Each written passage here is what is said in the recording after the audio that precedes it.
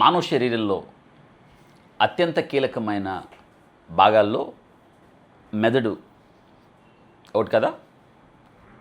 మానవ మెదడు 3 పౌండ్స్ అంటే 1300 గ్రాముల నుంచి 1400 గ్రాముల వరకు బరువు ఉండి బిలియన్ న్యూరాన్స్తో కమాండ్ సెంటర్ అన్నమాట.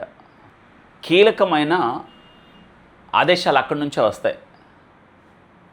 మన ఆలోచనలు, మన భావోద్రేగాలు, మన కదలికలు, నిర్ణయాత్మకమైన శక్తి, పరిస్థితులకు స్పందించటం, ఇదంతా కూడా బ్రెయిన్ చేసేదే. బ్రెయిన్ ఆరోగ్యంగా లేకపోతే, అంటే మెదడు పనితీరు సరిగా లేకపోతే, పనితీరు ఎప్పుడు మందగిస్తుంది? అనారోగ్యం వచ్చినప్పుడే కదా.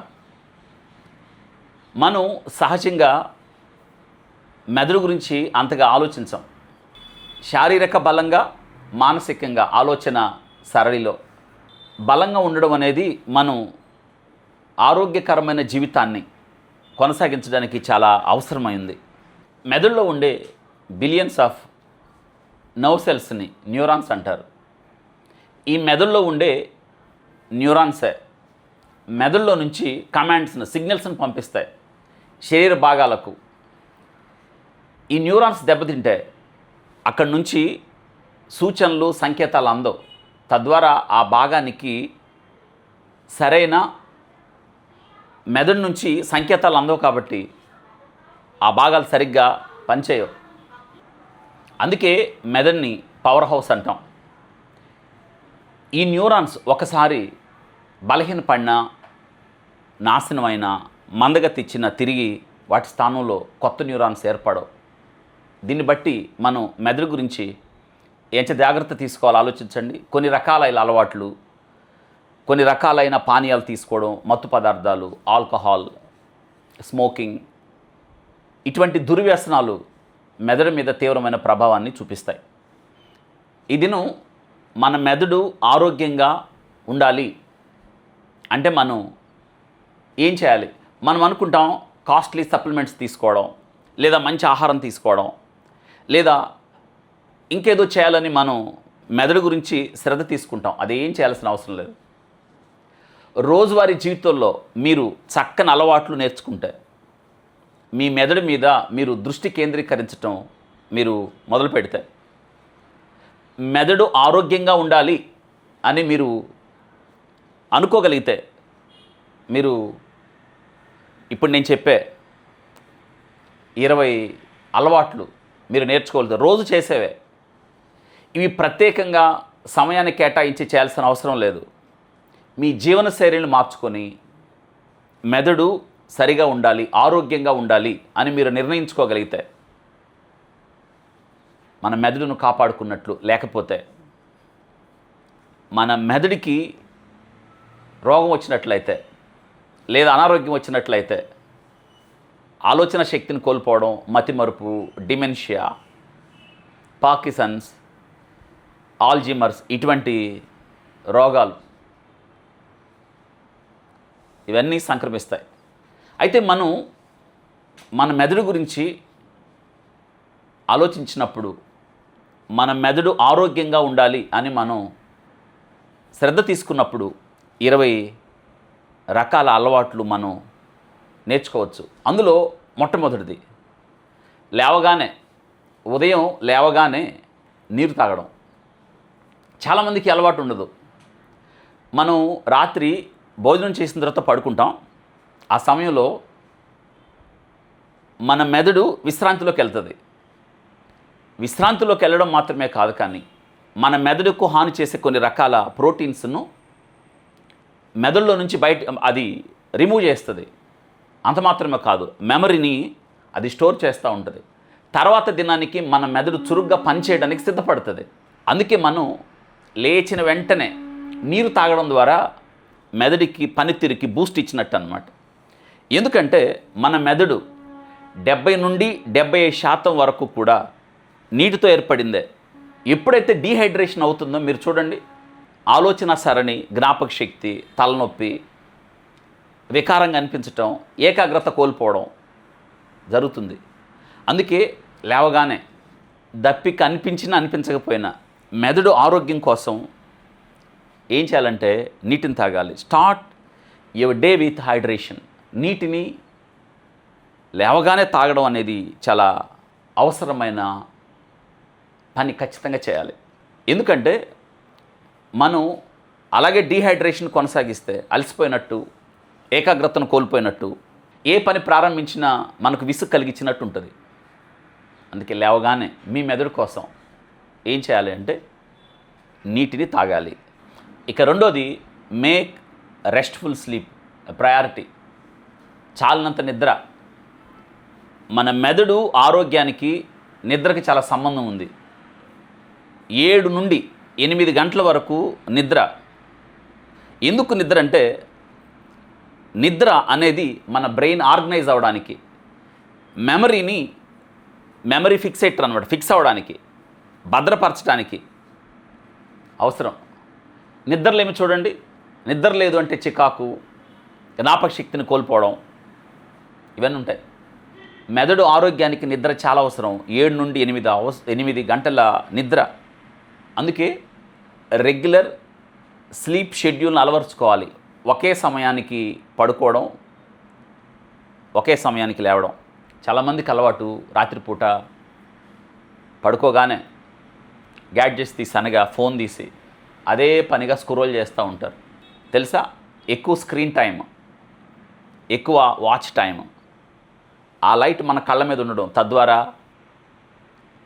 బ్రెయిన్కి వెళ్ళడం, నిద్రలేమి మెదడుకి అనారోగ్యాన్ని కలిగిస్తుంది. కాబట్టి 7 గంటల నుంచి 8 గంటల నిద్ర మన ఆరోగ్యానికి అవసరం. నిద్రలేమి మన మెదడులో ఉన్న కణాలను దెబ్బతీస్తుంది. నిద్రలేమితో దీర్ఘకాలం కొనసాగితే డిమెన్షియా వస్తుంది, అంటే జ్ఞాపక శక్తి కోల్పోవడం. జాగ్రత్తగా ఉండాలి. ఇక మూడో కీలకమైన విషయం, ఎంగేజ్ ఇన్ రెగ్యులర్ ఎక్సర్సైజ్. అనుదిన వ్యాయామం. రోజు వ్యాయామం చేయడం ద్వారా, కనీసం రోజుకు అరగంట సేపు నడవడం, లేదా కొన్ని రకాల ఎక్సర్సైజ్ వ్యాయామాలు, బ్రిస్క్ వాక్ చేయడం ద్వారా మన మెదడుకి రక్త ప్రసరణ పోషకాలు ఎక్కువ అవుతాయి. తద్వారా బ్రెయిన్, మన మెదడు ఉత్తేజం చెందుతుంది, ఒత్తిడి తీవ్రత తగ్గుతుంది, మన మెదడుకి శక్తిని అందించిన వాళ్ళం అవుతాం. రెగ్యులర్ ఎక్సర్సైజ్, వ్యాయామాన్ని మనం నిర్లక్ష్యం చేయకూడదు. వ్యాయామం ద్వారా ఇంకా చాలా రకాల ఉపయోగకరాలు ఉన్నాయి కదా. ఫిజికల్ యాక్టివిటీ ఏం చేస్తుందంటే మన మెదడులో కొత్త కణాలు ఏర్పడడానికి ప్రేరణ అవుతుంది. అందుకే అనుదిన వ్యాయామాన్ని నిర్లక్ష్యం చేయకూడదు. దాని ద్వారా బీపీ కంట్రోల్ అవుతుంది, షుగర్ కంట్రోల్ అవుతుంది.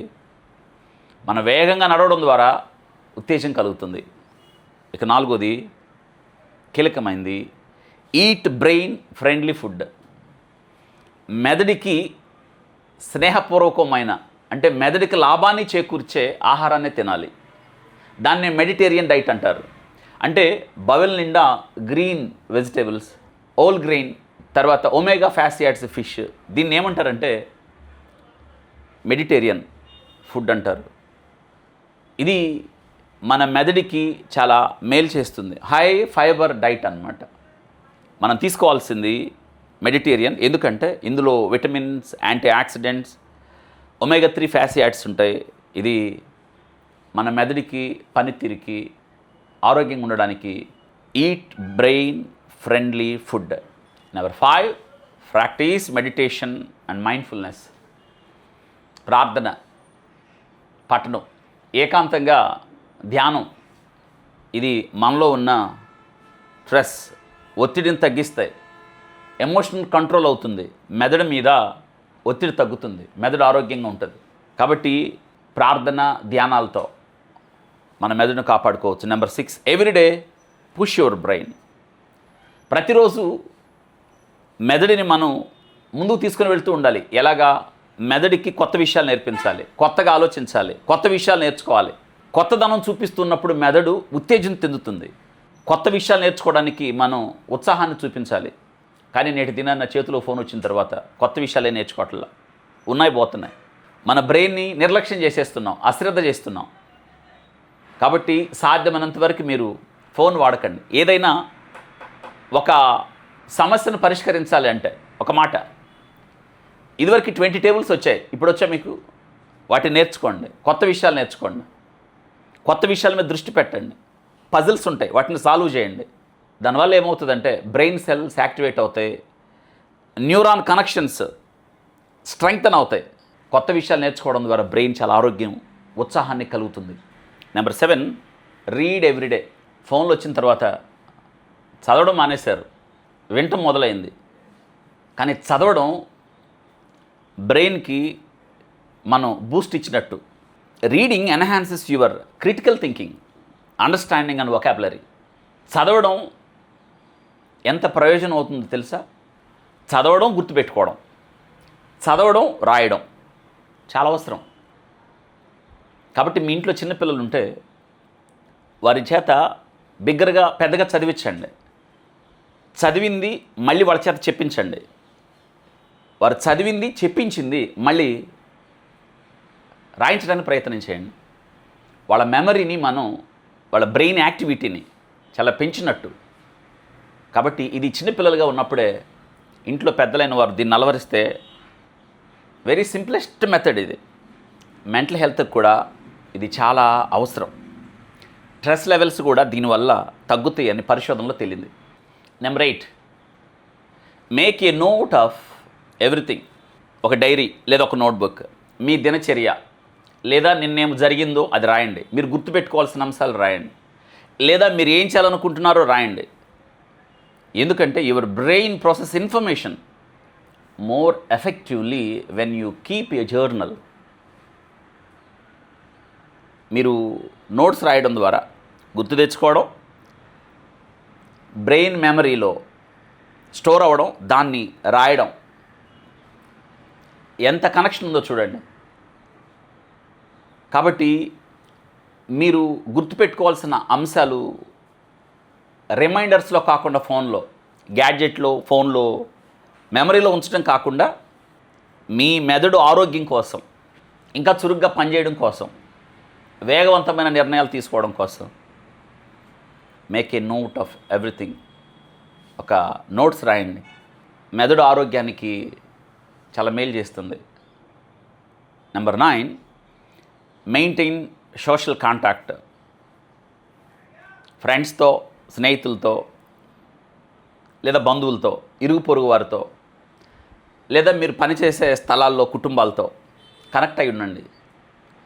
ఎందుకంటే నేటి దినాన ఈ వేగవంతమైన ఈ యుగంలో పక్కనున్న మనిషితో కూడా సంబంధాలు లేకపోవడం ద్వారా లోన్లీనెస్, ఒంటరితనం, అందరుండి కూడా ఒంటరితనం, డిప్రెషన్, కృంగుబాటు ఎక్కువైపోతుంది. నాకు ఎవరూ లేరన్న అభద్రతా భావం ఇది బ్రెయిన్ మీద తీవ్రంగా పనిచేస్తుంది. న్యూరాన్స్ను ఏం చేస్తుందంటే స్తబ్దతలోకి తీసుకుని వెళ్తాయి. అందుకే సాధ్యమైనంత వరకు ఎక్కువ మందితో సమయాన్ని సర్దుబాటు చేసుకొని కలవడానికి ప్రయత్నం చేయండి, మాట్లాడండి, సంబంధాలు కలిగి ఉండండి, సమాజంతో సంబంధం కలిగి ఉండండి, ఏం జరుగుతుందో తెలుసుకోండి, వాటికి పరిష్కార మార్గాన్ని వెతకండి. సమాజంలో ఉన్న మనం సమాజము కొరకు పాటుపడాలి కదా, సమాజంలో ఉన్న మనం సమాజానికి మేలు చేయాలి కదా, అది పౌరునిగా మన బాధ్యత గల. అలా చేయడం ద్వారా మన బ్రెయిన్ ఉత్తేజం చెందుతుంది, ఆరోగ్యం కలిగి ఉంటాం, మన ఆలోచన సరళి విశాలపరచబడుతుంది. Number 10, limit multitasking. ఒకే సమయంలో 10 రకాల పనులు పెట్టుకోవద్దు. ఆలోచన ఏమవుతుందంటే స్లిట్ అయిపోతుంది, దాని మీదకి దీని మీదకి దాని మీదకి వెళ్తుంది. ఒక సమయంలో ఒక్క పని, తద్వారా ఏకాగ్రత ఎక్కువ అవుతుంది, దాని మీద పనిచేసే కెపాసిటీ బ్రెయిన్కి పెరుగుతుంది, నిర్ణయాలు తీసుకునే అవకాశం కలుగుతుంది, మన మెదడు కణాలు చురుగ్గా పనిచేసి బలం పొందుతాయి. ఒకేసారి 10 రకాల పనులు పెట్టుకోవడం ద్వారా మెదడులో చురుకుదనం తగ్గిపోయి ఏ నిర్ణయం తీసుకోవాలో అర్థం కాక కన్ఫ్యూజన్ అయిపోతుంది, మెంటల్ ఎగ్జాషన్ అవుతుంది. అందుకే ఒక్క సమయంలో ఒక పని, limit multitasking. Number 11, take pauses during the day. పని వేళల్లో, పని ముగించబడిన తర్వాత బ్రేక్ తీసుకోండి. కనీసం 30 నిమిషాల నుంచి 45 నిమిషాలు పని ముగించిన తర్వాత మీకోసం మీరు రెస్ట్ తీసుకోండి, రిలాక్స్ అవ్వండి, నడవండి. నడుస్తూ ఆ దినాన జరిగిన పనిని గురించి ఆలోచించండి. కొత్తగా రేపటి దినాన ఎలా చేయాలో ఆలోచించండి. ఇలా చేయడం ద్వారా మీరు రిలాక్స్ అవుతారు. Stretching, taking a stroll, deep breath తీసుకోండి. వెళ్తున్నప్పుడు బ్రెయిన్కి ఆక్సిజన్ సప్లై ఎక్కువ అవుతుంది, ఆలోచన పెరుగుతుంది, ఆక్సిజన్ సప్లై పెరుగుతుంది. కాబట్టి take a pause during the day. పని ముగించిన తర్వాత విరామం తీసుకోండి, కనీసం 30 నుంచి 45 నిమిషాలు. Number 12, play some music. సంగీతం వినండి. సంగీతానికి మన మూడును మారుస్తుంది, ఉత్సాహాన్ని ఇస్తుంది, మైండ్కి బూస్ట్ ఇస్తుంది. సంగీతం వినండి, లేదా మీకు ఇష్టం వచ్చిన మ్యూజిక్ వినండి. మీకు రిలాక్స్ కలుగుతుంది, మన మెంటల్ కంఫర్ట్ పెరుగుతుంది, స్ట్రెస్ తగ్గుతుంది. Number 13, limit screen time. రోజుకి 7 నుండి 8 గంటల నిద్ర అవసరం అనుకున్నాం కదా. ఆ సమయంలో ఎట్టి పరిస్థితుల్లో మీరు రాత్రి వేళల్లో ఫోన్ కళ్ళకు దగ్గరగా పెట్టుకొని ఆ లైటింగ్ని మీ కళ్ళ మీద పడి తద్వారా బ్రెయిన్కి వెళ్ళి నిద్రలేమి, ఇది అసలు జరగకూడదు. నిద్ర వేళల్లో ఒకే సమయానికి పడుకోవడం, ఒకే సమయానికి లేవడం అలవాటు చేయాలి. నిద్రకు ఆటంకం కలిగించే ప్రతిదానికి దూరంగా ఉండాలి. కాబట్టి స్క్రీన్ టైంను తగ్గించండి. ఇది మీ బ్రెయిన్ మీద తీవ్రమైన ప్రభావాన్ని చూపిస్తుంది. ప్రత్యేకంగా చిన్నపిల్లలు, వాళ్ళకి సాధ్యమైనంత వరకు స్క్రీన్ టైంను తగ్గించాలి.